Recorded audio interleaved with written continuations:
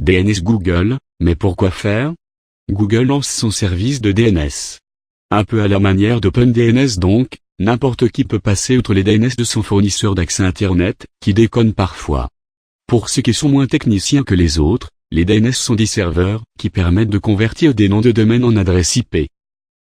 Si vous voulez les tester, les voici. 8.8.8.8.8.4.4. Jusque-là, rien de bien révolutionnaire. Google nous explique que ça va nous permettre d'accélérer notre navigation sur Internet, avec des DNS mis à jour plus rapidement. Ils font même du prefetch, préchargement, sur les requêtes. Et bien sûr, cela va améliorer la sécurité de l'internaute en les protégeant entre autres du DNS, poisoning et des attaques d'eau, pour les serveurs. Google pense vraiment à l'internaute, et souhaite vraiment rendre Internet plus rapide pour le bien de l'humanité. Et si on se demande à 2 secondes ce qui profite à Google dans cette opération? Vous allez voir, ils sont très malins.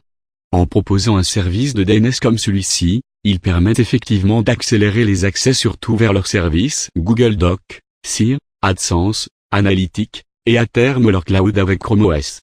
Ce qu'il faut savoir aussi c'est que leur serveur DNS est totalement propriétaire, ce n'est donc pas bind et Google ne prévoit pas de publier les sources et seuls Dieu et quelques ingénieurs de Google savent exactement ce que savent faire ces serveurs. Je pense notamment à du log de requête, pour savoir exactement qui va, sur quel site et à quel moment, tout cela sans avoir besoin de planquer des cookies chez vous, ou de demander aux webmasters de mettre Google Analytics en place. Google Trend risque de devenir fiable. C'est malin, très malin, surtout qu'en faisant ça, Google protège ses revenus pub en empêchant les fournisseurs d'accès et autres OpenDNS clones de bloquer ou modifier à la volée les pages comportant de la publicité.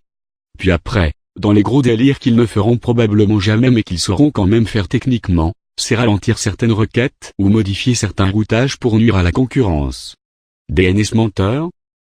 Il y a donc du pour et du contre dans la mise en place de ces DNS.